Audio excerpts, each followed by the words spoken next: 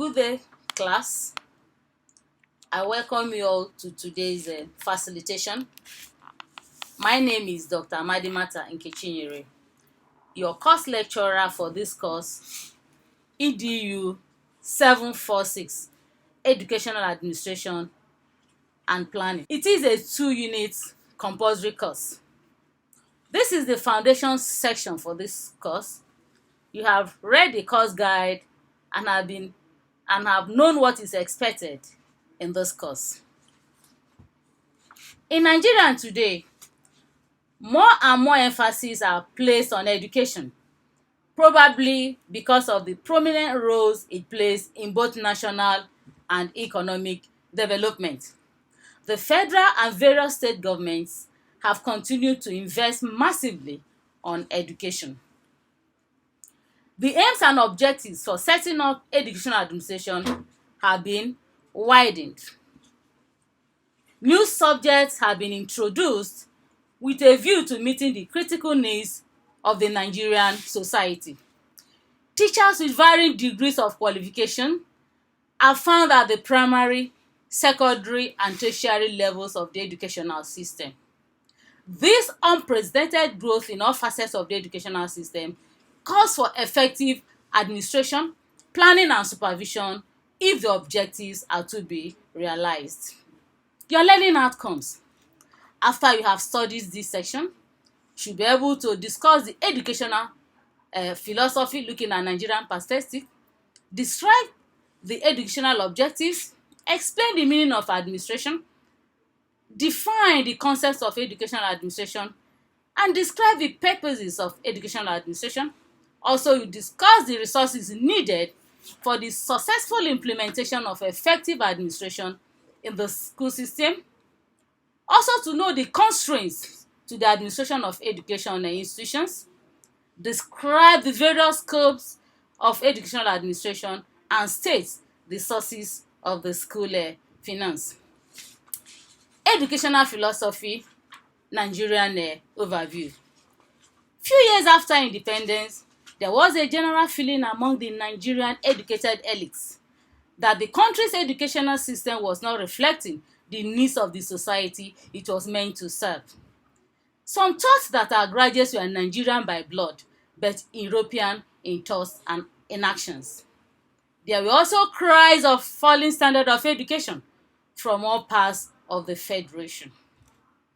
It is in the light of the above and other relevant issues that the government in 1973 organized a seminar of distinguished educational experts under the chairmanship of Chief S.O. Adebo, the former permanent secretary and head of service in the Old Western region of Nigeria.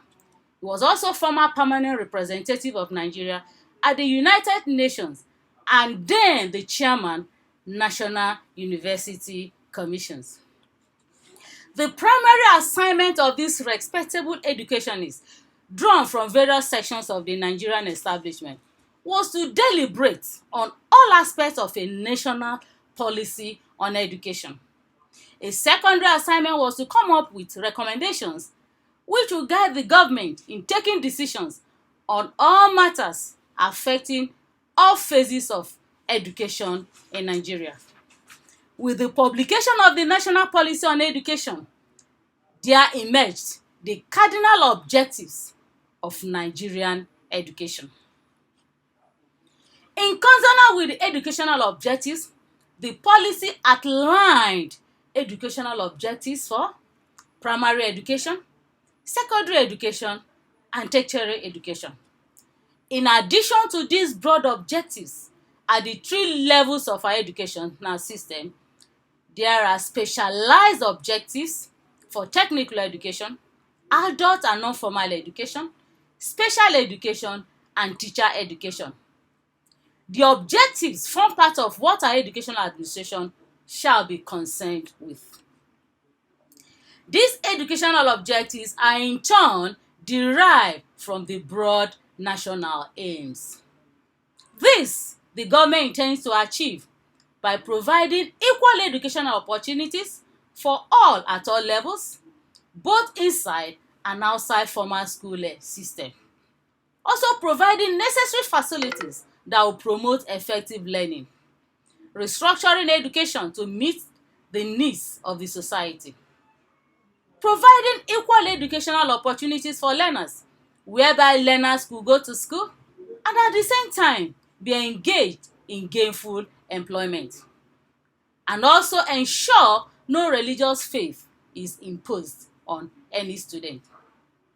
Hence, the need of educational administration and planning in all levels of education to achieve the goals and objectives stated therein. Let's look at the meaning of administration. The central purpose of administration in any organization is that of coordinating the efforts of people towards the achievement of the goals of that organization. In trying to achieve these goals, both human and material resources are utilized. Thus, administration can be well defined as a process of systematically arranging and coordinating the human and material resources available to any given organization for the main purpose of achieving the stipulated goals of that organization. Then what is the concept of educational administration? One of the earliest definitions of educational administration is that offered by Adams in 1913. Adams sees educational administration as the capacity to coordinate many and often conflicting social energies in a single organization so adroitly that they shall operate as a unit. This definition offered by Adams implies that there must be a leader to coordinate the activities and resources of an organization. It also implies that the activities and resources must be so organized and coordinated so as to achieve the objectives of that organization. The question now is, what are the purposes of educational administration? Educational administration involves the activities of planning and organizing resources for the attainment of objectives of the school. Educational administration also involves staffing, providing the personnel, that is both teaching and non-teaching staff, who will assist or coordinate or contribute to the achievement of the objectives of education. Educational administration equally implies guidance, leadership, direction and control of the effort of a group of individuals towards some common goals. Then, what are the 4 factors resources needed for the successful implementation of educational administration? For the educational administrator to perform his job efficiently, he needs these 4 factor resources, namely the human resources, capital equipment resources, financial resources, and material resources. The human resources consist of personnel. In our educational institutions, these include teaching and non-teaching staff who assist in the implementation of the instructional programs of the school. Capital equipment resources include the physical facilities, instructional materials, and the equipment. Facilities include the classroom blocks, administrative blocks, libraries, science, agricultural, laboratory, stores, hostels, clinic or medical centers, amongst others. Then the instructional materials. This includes textbooks, supplementary books, workshops, audio-video tapes, records, transparencies, boards, pamphlets, newspapers, posters, amongst others. Then the school equipment also includes office furniture, desks, tables and chairs, typewriters, cabinets, computers, duplicating machines, scanners, photocopiers, etc. Ogunsajo in 1984 described school physical facilities and equipment as important factors resources necessary for the achievement of the educational goals.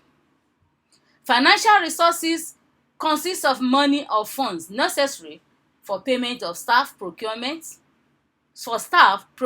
and maintenance of materials and equipment.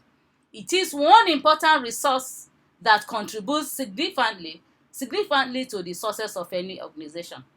Then we look at motivation. Motivation, which is a psychological process that boosts the morals of workers in different ways, such as it changes one level of activity, it directs one's action towards a particular goal, also making one responsive towards goal-related stimuli. A worker can be motivated by providing him or her with rewards like praise, gifts, promotion, or enhancements on the job, amongst others. Although the above factor resources are crucial for the achievement of educational objectives, they are very scarce. In other words, they are not provided in the right quantity and quality. It is in this regard we examine some of the constraints to the administration of education institutions. The constraints to the administration of education institutions are listed as follows. We have the financial constraints, we have the personnel constraint, we have the physical facilities constraint, and we have the equipment constraints. Now, your self-assessment questions. State the constraints to the administration of educational institutions. The following are the constraints to the administration of educational institutions: physical facilities and equipment, personnel, and financial constraints. In conclusion, as I said, more and more emphasis are placed on education, probably because of the prominent roles it plays in both national and economic development. I said federal and various state governments have continued to invest massively in education. The need for educational administration, planning, and supervision in all levels of education to achieve the goals and objectives stated therein. First, scope of educational administration and sources of school finance will be treated in our next facilitation. Note, I always tell my students this: teachers open the door, but you must enter by yourself. Remember, the DLI ODL programs offers you the opportunity to study anytime, anywhere, any place. I thank you all for your attention.